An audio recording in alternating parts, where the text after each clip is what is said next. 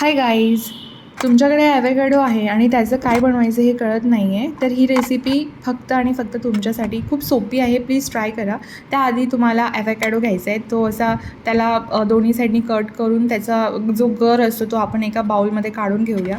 नंतर त्याला आपण मॅश करूया आणि तुम्हाला जर त्याच्यासोबत काही आवडत असेल जसं की कांदा झालं, टोमॅटो झाले आणि किंवा ब्लॅक पेपर किंवा लेमन, तर हे तुम्ही त्याच्यामध्ये ॲड करू शकता.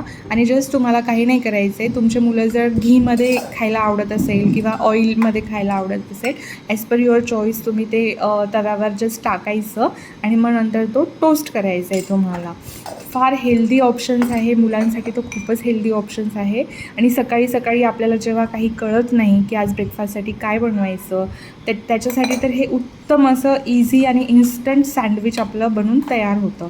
याच्यासाठी तुम्ही ब्राऊन ब्रेडसुद्धा यूज करू शकता. ॲक्च्युली माझ्याकडे ब्राऊन ब्रेड होते, पण मला ब्राऊन ब्रेडची थोडी टेस्ट ही आवडत नाही.